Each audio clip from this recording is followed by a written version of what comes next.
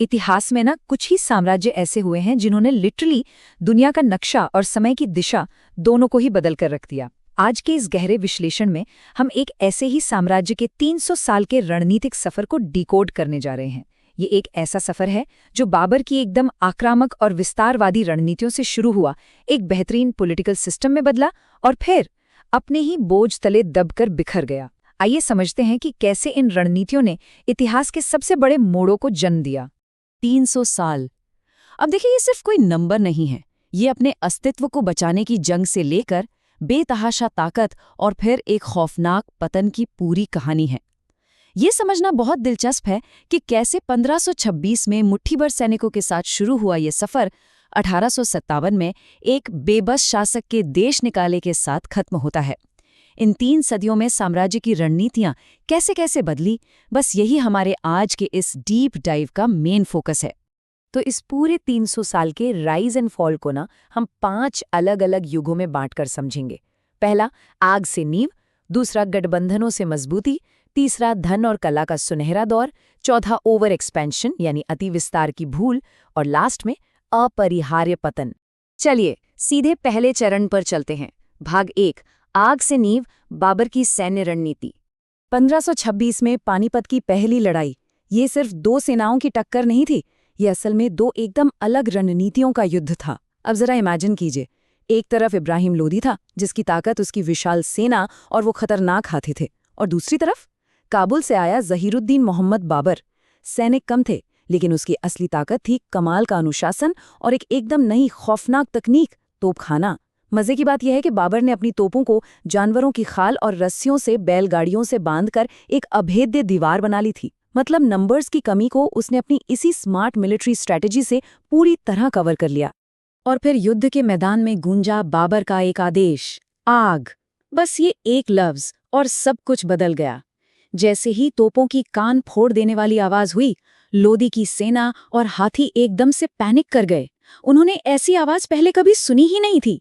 हाथी बेकाबू होकर अपनी ही सेना को कुचलने लगे। बाबर की इस एक मास्टर स्ट्रोक ने कुछ ही घंटों में लोधी की विशाल सेना को ढेर कर दिया, और इस तरह मुगलों की मजबूत नींव भारत में रखी जा चुकी थी। लेकिन सच कहूं तो बाबर की बनाई ये नींव बहुत जल्दी डगमगाने लगी थी। उसके बेटे हुमायूं के पास पिता जैसी वो रणनीतिक पकड़ नहीं थी, और शेर शाह सूरी जैसे तेज दिमाग वाले रणनीतिकार ने इसी कमजोरी का पूरा फायदा उठाया। चौसा और कन्नौज की करारी हार के बाद हुमायूं सच में एक बेघर राजा बन गया। कई सालों तक रेगिस्तानों और जंगलों की खाक छानने के बाद फाइनली फारस से मिली सैन्य मदद ने उसे एक नई लाइफलाइन दी। 1555 में हुमायूं की वो वापसी इतिहास के सबसे ड्रामेटिक कमबैक्स में से एक थी, जिसने साम्राज्य को पूरी तरह खत्म होने से बचा लिया। अब आते हैं दूसरे चरण पर। भाग 2, गठबंधनों से मजबूती, अकबर की रणनीतिक मास्टर क्लास।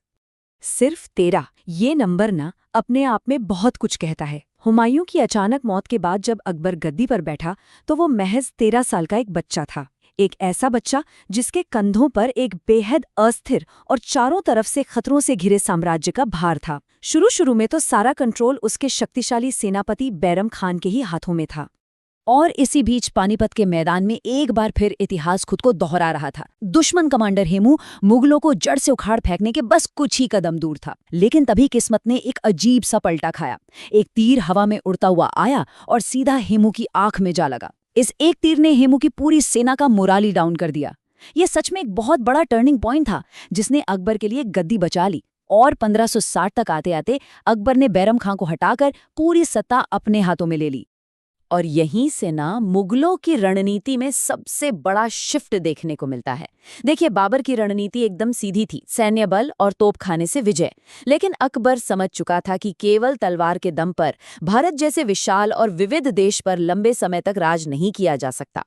अकबर की रणनीति कूटनीति, राजपूत राजाओं के साथ रिश्ते जोड़ने और विरोधियों को अपने साथ मिलाने की थी। उसने अपने दुश्मनों के दिलों को जीतकर उन्हें अपना सबसे वफादार साथी बना लिया। ये एक बहुत बड़ा गेम चेंजर था। अकबर की इसी इंक्लूसिव सोच का सबसे बड़ा सबूत था दीन इलाही। अब ये कोई नया धर्म नहीं था, बल्कि ये एक ऐसी वैचारिक प्रणाली थी जिसमें हर धर्म की अच्छी बातों को एक साथ पिरो दिया था। जब चारों ओर धर्म के नाम पर खून खराबा हो रहा था, तब अकबर ने समानता और सम्मान का रास्ता चुना। इस नीति ने न केवल अंदरूनी बगावतों को रोका, बल्कि एक ऐसी सॉलिड स्टेबिलिटी दी जिसने अकबर को मुगल साम्राज्य का असली निर्माता बना दिया। इसके बाद शुरू होता है साम्राज्य का तीसरा चरण, भाग 3, धन, कला और लापरवाही, सुनहरा दौर। जहांगीर और शाहजहां का समय वो था जब मुगलों के खजाने सच में छलक रहे थे और कला अपने एब्सोल्यूट पीक पर थी। जहांगीर ने सैन्य विस्तार से ज्यादा कला और न्याय पर फोकस किया। उनकी न्याय की जंजीर तो काफी मशहूर है। हालांकि असली पॉलिटिकल पावर काफी हद तक उनकी पत्नी और सलाहकार नूरजहां के हाथों में थी। फिर आए शाहजहां, जिन्होंने साम्राज्य को एक से बढ़कर एक आर्किटेक्चरल मार्वल्स दिए, जिसमें मुमताज महल की याद में बना खूबसूरत ताजमहल भी शामिल है। ये मुगलों का चरम वैभव था। लेकिन कहते हैं ना कि बहुत ज्यादा आराम कभी कभी खतरनाक होता है। कला और सुंदरता पर इस अत्यधिक फोकस ने कहीं ना कहीं सख्त और दूरदर्शी शासन से ध्यान भटका दिया था। और इसी सुनहरे दौर के बीच एक बहुत बड़ी रणनीतिक चूक हो गई। एक ऐसा खतरा आ रहा था जिसपे किसी ने खास ध्यान ही नहीं दिया। ईस्ट इंडिया कंपनी के व्यापारी भारत के तटों पर मसाले और कपड़े का व्यापार करने पहुंचे। उस वक्त की बेहिसाब दौलत और ताकत के नशे में साम्राज्य ये देख ही नहीं पाया कि व्यापार के बहाने एंट्री ले रहे ये लोग आगे चलकर उनके लिए कितना बड़ा खतरा बनने वाले हैं। अब कहानी में एक डार्क मोड़ आता है। भाग 4, अति विस्तार और अलगाव, औरंगजेब का घातक बदलाव। सत्ता पाने के लिए अपने ही पिता शाहजहां को कैद करने वाले औरंगजेब की नीतियों ने साम्राज्य को अंदर से खोखला करना शुरू कर दिया।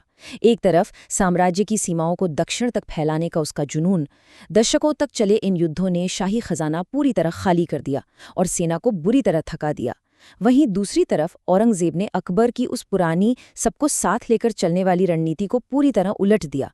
उसने बेहद कठोर और सख्त नीतियां लागू कीं। नतीजा क्या हुआ? जो मराठा, जाट और राजपूत कभी मुगलों के वफादार सहयोगी हुआ करते थे, वे एकदम अलग थलग हो गए और साम्राज्य के खिलाफ खड़े हो गए। और इस तरह हम पहुंचते हैं अंतिम अध्याय पर, भाग 5, अपरिहार्य पतन, राजाओं से केवल नाम के शासक। 1707 में औरंगजेब की मौत के बाद जो पतन शुरू हुआ वो बहुत तेज था। दरबार बस साजिशों का अड्डा बनकर रह गया। सत्ता ऐसे कमजोर शासकों के हाथ में आ गई जिन्हें लालची दरबारी लिटरली कठपुतलियों की तरह नचाते थे। जो साम्राज्य कभी अजेय माना जाता था, वो अब अंदर से पूरी तरह खोखला हो चुका था। मुगलों का खौफ खत्म हो रहा था और नई क्षेत्रीय ताकतें बहुत तेजी से सिर उठा रही थीं। इस साम्राज्य के ताबूत में आखिरी कील साबित हुआ साल 1739।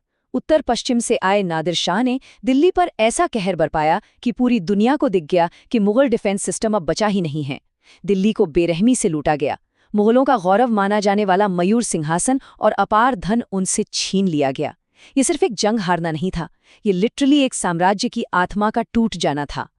और फिर आया वो आखिरी दर्दनाक पन्ना। 1857 में सिपाहियों का गुस्सा एक बड़े विद्रोह में बदल गया। विद्रोहियों ने उस मुगल नाम का सहारा लिया और बूढ़े शक्तिहीन बहादुर शाह जफर को अपना नेता घोषित कर दिया। लेकिन असलियत ये थी कि मुगलों के पास अब न तो सेना थी, न ही कोई ताकत। अंग्रेजों ने अपनी पूरी मिलिट्री फोर्स के साथ इस विद्रोह को कुचल डाला। जफर को अपनी आंखों के सामने अपने बेटों की हत्या का दर्दनाक मंजर देखना पड़ा और फिर उन्हें हमेशा के लिए रंगून निर्वासित कर दिया गया, जहां एक तन्हा कमरे में मुगलों का यह आखिरी चिराग हमेशा के लिए बुझ गया। पूरे 300 साल! इस नंबर के वजन को जरा महसूस करके देखिए। जो सफर बाबर की एक बेहद अनुशासित और विजयी सेना के साथ शुरू हुआ था, वो जफर की बेबसी और आंसुओं में जाकर खत्म हुआ। ये सिर्फ वक्त का कोई एक टुकड़ा नहीं था, ये रणनीतियों के बदलने, सत्ता के खतरनाक खेलों और एक शानदार सुनहरे दौर के राख में बदल जाने की पूरी दास्तान थी। और इसके साथ ही हमारा आज का ये विश्लेषण अपने अंतिम और सबसे जरूरी सवाल पर आकर रुकता है। इन 300 सालों के भारी रणनीतिक बदलावों को गहराई से समझने के बाद सोचने वाली बात यह है, क्या मुगल साम्राज्य केवल कुछ पीढ़ियों का राजपाट था, या फिर इतिहास का एक ऐसा तूफान जिसने दुनिया का भूगोल हमेशा के लिए बदलकर रख दिया? इस सवाल के साथ हम आज की चर्चा को यहीं विराम देते हैं। नई चीजें सीखते रहें और ऐसे ही इतिहास के पन्नों को पलटते रहें।